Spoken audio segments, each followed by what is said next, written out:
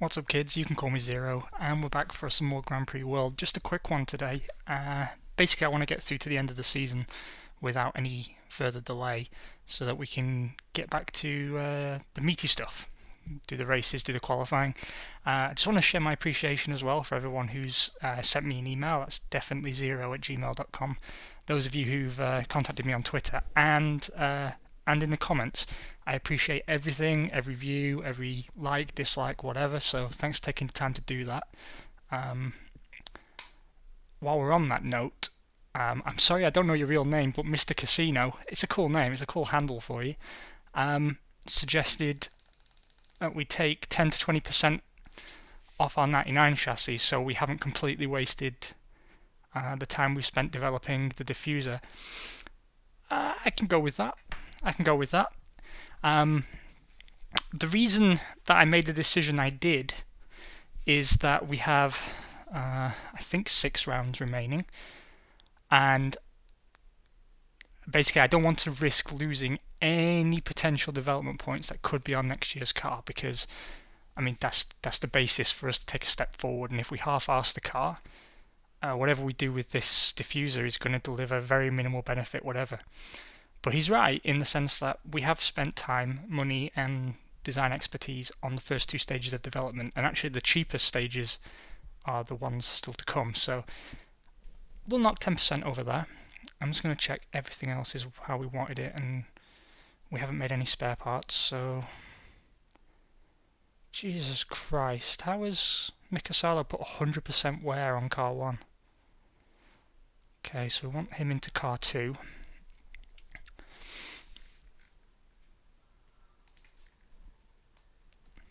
The way we're going to end up finishing this season with the cars bound together with sticky tape and bits of sticky back plastic, string.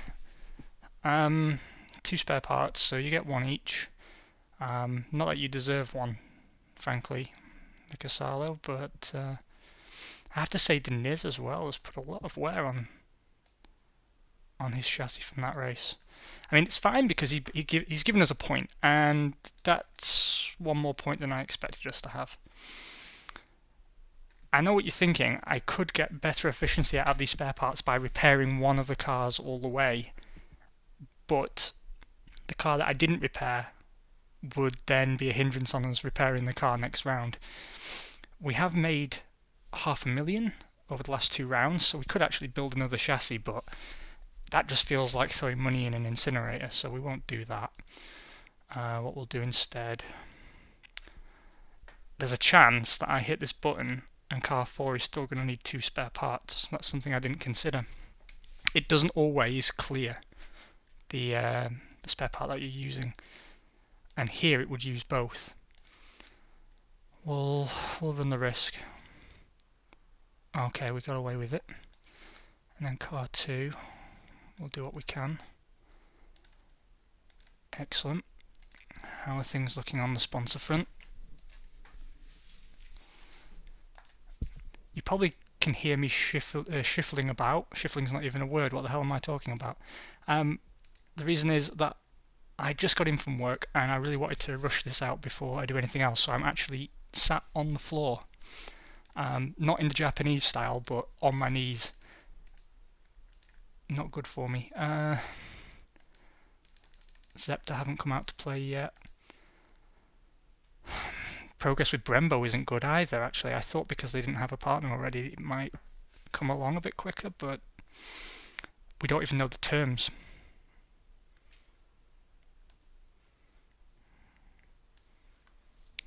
Let's see.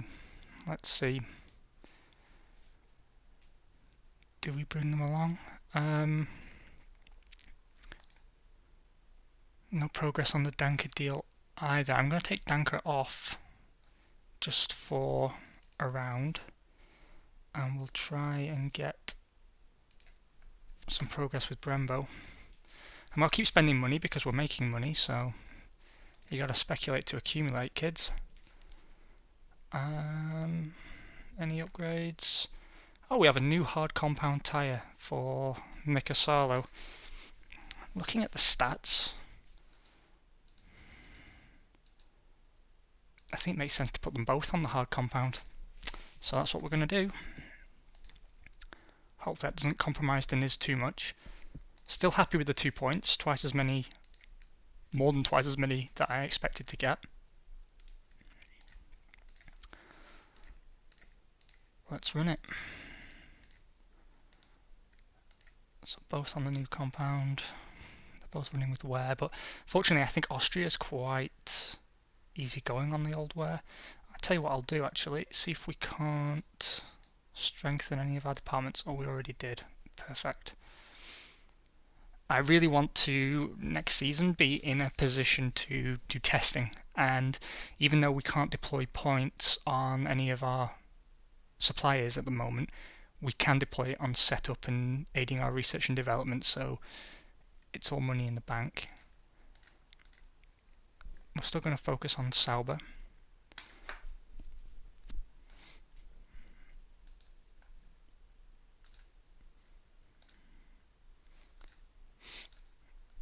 I'm guessing Diniz might take a performance hit from switching compounds, but we'll soon see.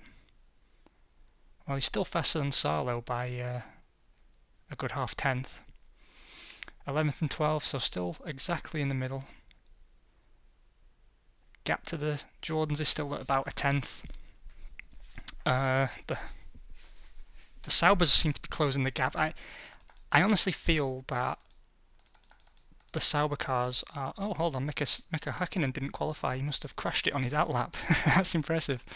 I'm still thinking that the Saubers must have some driver aids or at least one upgrade package out, because I know they have the infrastructure.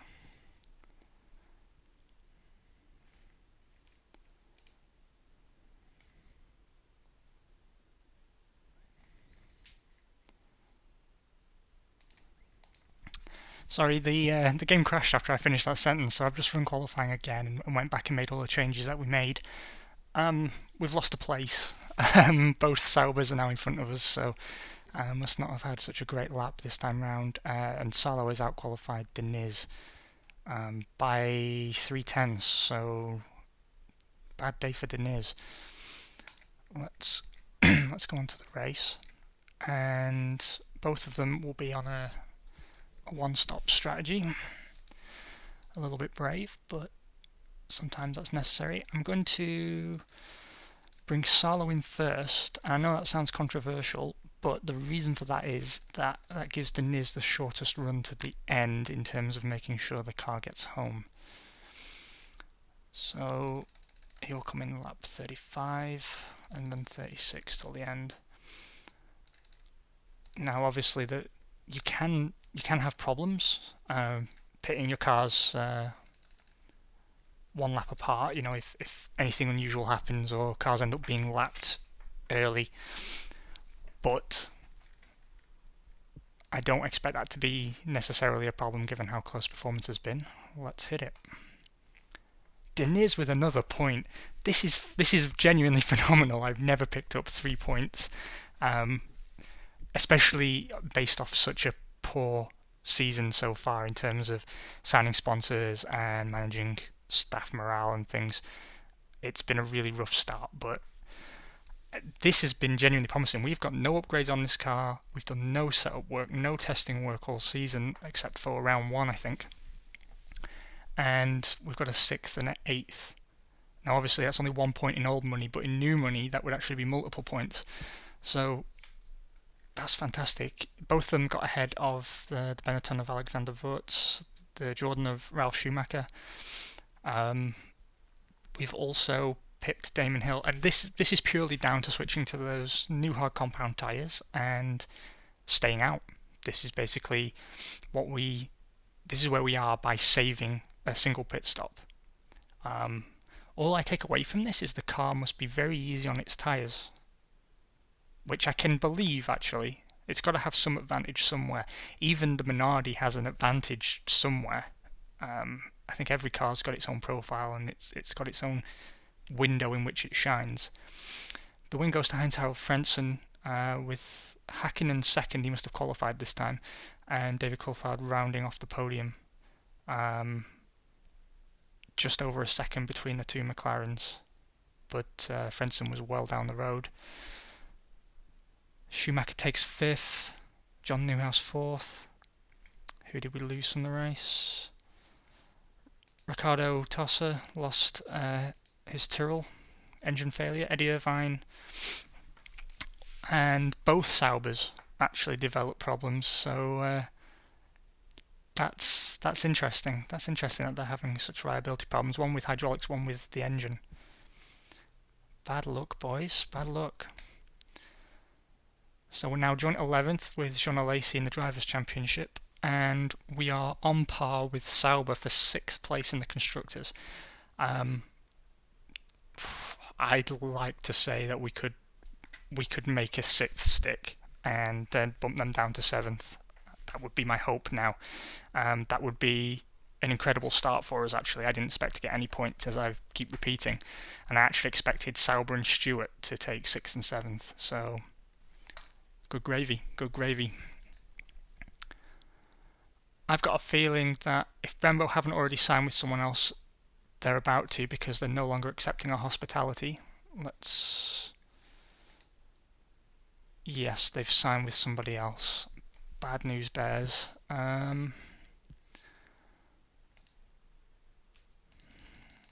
Some big fish are still in the pond, but we just don't have the manpower to sign them up. What's going on with Scepter? Nothing, they're not interested in talking. We'll invite Hewlett-Packard. No bonuses on the engine front, no bonuses from Danker. So we know really what we have to strengthen next year, and that is our commercial department, really.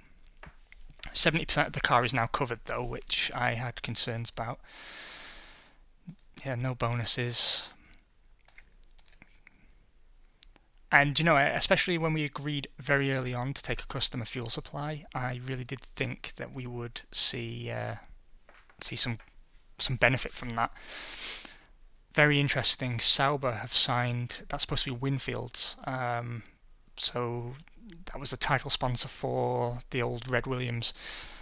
Sauber have got a team sponsor. Now they had one anyway, which was Red Bull, which in this game is actually the lowest paying team sponsor, and they've now picked up the 2nd or 3rd biggest.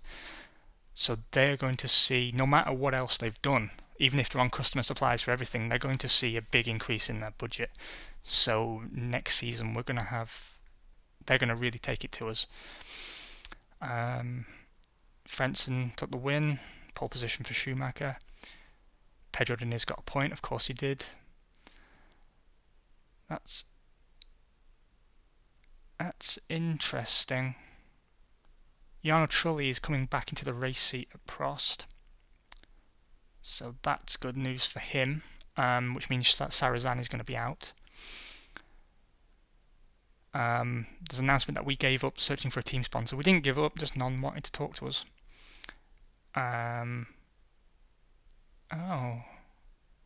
Benettons were running unapproved driver aids and were disqualified from the last race, so that's good. Benetton and Shell have signed a contract. It doesn't specify what level. Brembo signed with Ferrari. Mika Salo's unhappy with the car. Don't blame him. That's interesting. Williams have taken a customer fuel supply from Elf, so they're buying their fuel. That's a big surprise. Whereas Jordan have taken a partnership with Goodyear, which hopefully doesn't knock us out of the running. Benetton has signed Emmanuel Collard and his ridiculous hair. The fastest lap went to Michael Schumacher. Announcement that we signed with Danker. Silicon Graphics have signed with McLaren, whereas S. Oliver have signed with Minardi. Prost have signed SKF. British Aerospace have stayed with Stewart, and Tyrrell have signed Petronas from Sauber. That's interesting. Again, another announcement that we are not testing, and Peter Sauber has won Least Popular Manager of the Month, while Ron Dennis inexplicably gets Manager of the Month. I realised we didn't look at at news from the last 2 rounds, so we'll go over that quickly. Frentzen won that round as well. Red Bull have been signed by Prost. Now, that's another problem for us as well. That means 2 teams directly behind us now have between 20 and 30 million coming in next season. They might not feel the benefit of that for the first few rounds, but certainly come mid-season, once the money comes online, you're going to start seeing them put out many more upgrades. They're going to spend more money on bigger departments, and that's going to push us down. I'm actually starting to feel we will go down the grid rather than up next season. So, serious work to be done. McLaren have switched to works forward power. That is also very interesting. So McLaren Ford next season. So they're obviously receiving free engines. They've probably got control over research and development and a hefty chunk of money coming in as well. I wouldn't actually expect them to go backwards necessarily, because McLaren's one of the teams in the game with such great infrastructure that they'll develop that engine quite nicely. Ferrari have switched to a partner deal with Elf. What is going on with Elf? They're signing all the big names and on non-preferential contracts. Andrea Montemini will drive for Stewart. Benetton have signed with Lifter. Fiat will sponsor Jordan. General Electric went to Sauber. Team Capital signed with Minardi. Alcatel to Stewart. Serra to Tyrrell. Safra to Williams. Apparently some fans have bought into the team, so that's good. Alan Prost was the least popular manager at the UK round. Let's have a look at news from France. Benetton have signed a development contract with Bridgestone, so I'm guessing that's a works deal. Williams have got a works deal with Goodyear. I don't know if that's a change for either of them. It might be. Obviously, we signed with Mugen Honda. Jordan have also got a partnership with Mugen Honda. So that's probably why we're not getting any preferential status or any bonuses, because they're outperforming us. Esteban Tuero will go to Benetton.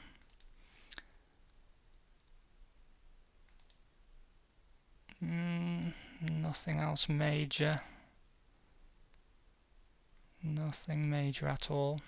Any news from Canada? So McLaren have kept East, which is obviously West. Works Goodyear deal for Ferrari. Let's see. Any signings? Anything major? No, although we did win the worst the worst manager at Canada, so that's fair enough. Okay, here we go. Monaco as well, we missed. Williams have signed a team-sponsored deal with Buzzing Hornets, which is of course Benson and Hedges, so they've taken them from Jordan. That leaves Jordan, to my knowledge, without a team sponsor. That's very interesting. Benetton have picked up the works Mercedes supply, so that's probably why McLaren went to Ford. I think we could see Benetton step up, actually. Stefan Serrazan will drive for Ferrari. Jordan will field Jarno Trulli. Ricardo Zonta will drive for Williams. Ricardo Rosset to Stewart. Teranosuke Takagi has kept his seat at Tyrrell.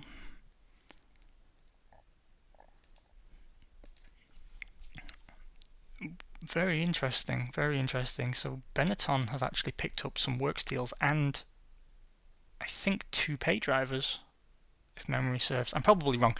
Fear not, because between the seasons I will comprehensively go through all this and then give you sort of a pre-season build-up episode, I suppose, where I talk about who signed with who, what I would expect to see, and then we'll see how that plays out.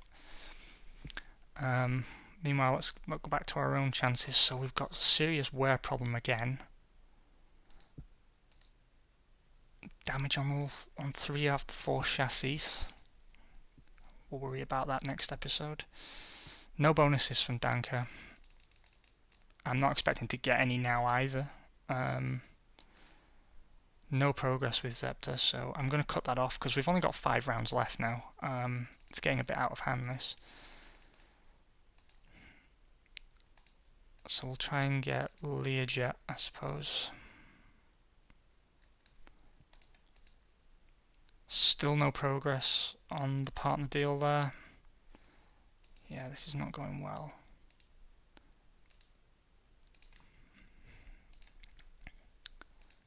In the design office, we've completed the CFD simulation stage just in time. I mean, we really are against the clock now to finish next year's car. The diffuser is not going to be perfect, but I'm going to skip that on. I need to hire a wind tunnel. So let's do that.